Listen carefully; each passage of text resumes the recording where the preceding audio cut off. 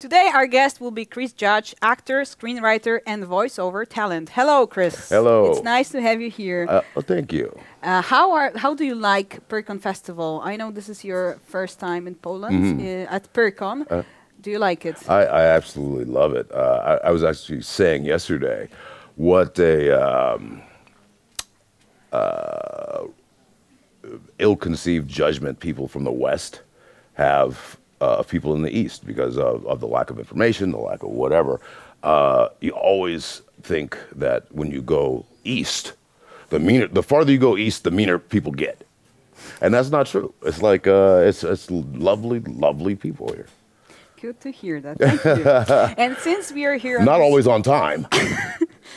Since we are here on this very occasion, where we are surrounded by plenty of games fans, I need to ask you this very question. Boy.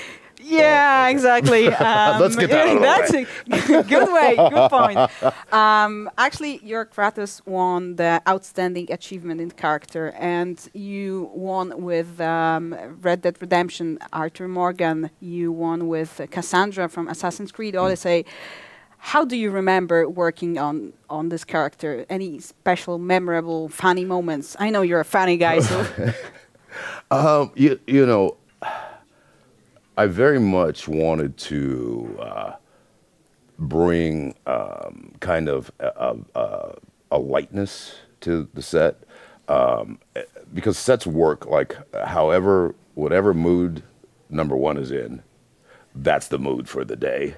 And I learned that on Stargate because whatever mood Richard Dean Anderson was in that day, that's kind of how the day went. So I really wanted to make sure that people actually wanted to be at work, like people actually had fun at work. Because I've always been a believer that if making entertainment should be as entertaining as the entertainment you're making. You know, so I just really wanted it to be fun for everyone. I didn't want people waking up in the morning like, oh, shit, I have to go to work today. I have to go work with that damn Christopher Judge today. What an asshole. Oh, wait, can I cuss? Is that cussing? Is that considered cussing here? If you want, I mean, not very, okay. You know, not special requirements for that, but feel free to say anything. It varies from place to place. Yeah, so I just wanted to make sure the environment was fun. But also who was great at that was Cory Barlog, the director, creator, because he was under a lot of pressure. I mean, we all were, but all the pressure was on Cory because this wild idea of taking this great franchise, this iconic character, and doing a reboot. But let's change everything. So, you know, that pressure was directly on Cory. But you would have never known by his demeanor on set. He was always funny, always talkative and happy, and so I just wanted to make sure that I did my part in keeping it that way. And did you like Kratos personally as a character and as the father? How did you feel? I don't really. I try not to make judgments on characters, but there was. I felt a lot of similarity with Kratos. You know, basically I had missed 10 years of my children's childhood because I was working. And so I think you can ask any actor that has been on an extended run of a television show, the time requirement that it takes. There's a reason that a lot of TV shows especially are like, it's like a family, because you actually spend more time with the crew and cast than you do with your own family. You know, so I found a great parallel between myself and Kratos for not being there. Well, Kratos was not there for a boy's early life. Yeah, yeah. Well, I guess I can say his name now, Atreus. And I really connected with Kratos wanting to be better, you know. And I think we as parents, I think any parent will tell you what they want for their kids is for their children to be better than they were, or at least have better opportunities, or at least not make the same mistakes. And I very much felt a correlation with Kratos in that regard. Completing his need as compared to want, like you know, the screenwriter would say, right? But apart from giving a voice to him, you were also the one who was making him alive as a mocap actor, right? Well, that's one of the reasons that he was that the recasting happened. T.C. Carson was great for he built a great character, and I'm forever grateful to T.C. Carson for what he did.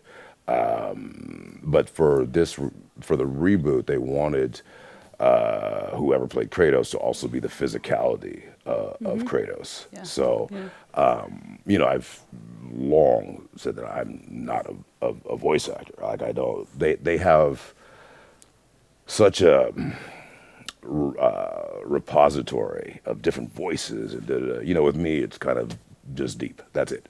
That's what I have. But there's a lot of money in just deep. Black Snake. I'm sorry. Wait, is this going to be edited? Maybe I should have asked that first. What was the difference, like, playing Kratos as a mocap actor? What was the difference as compared to a typical film set that you're very familiar with? It was more difficult. Really? Much more difficult.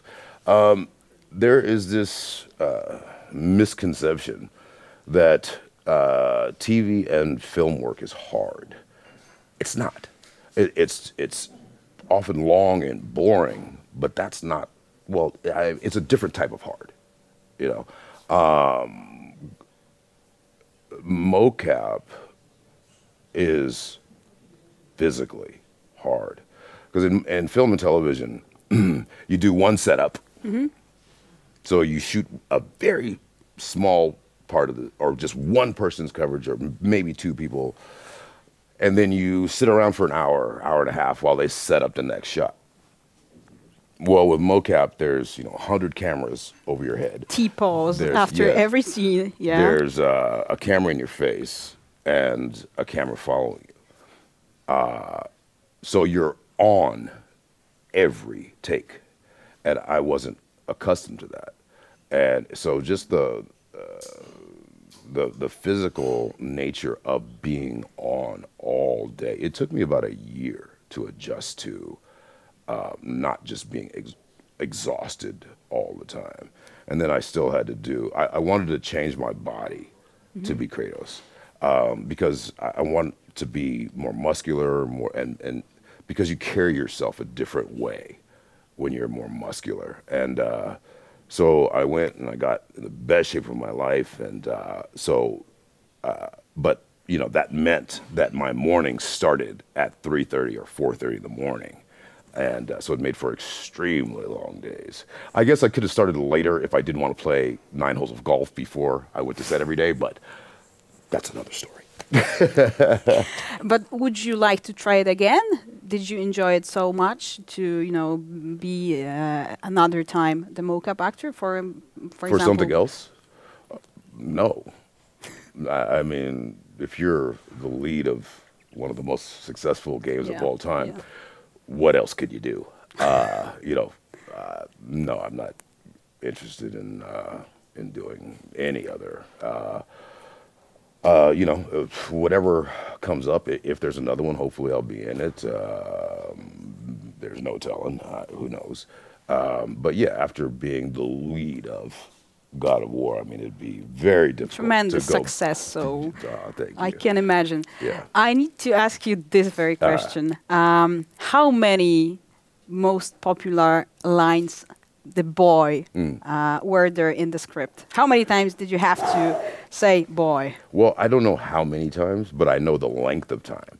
For 2.5 years, he was just boy, because we didn't have a name for him yet. So that's why he was called Boy so much, because he didn't have a name. They had kind of decided on a name and then decided that wouldn't work. And then, so it really was over 2 years where it was just boy because we hadn't decided on it, or the writers hadn't decided on a name.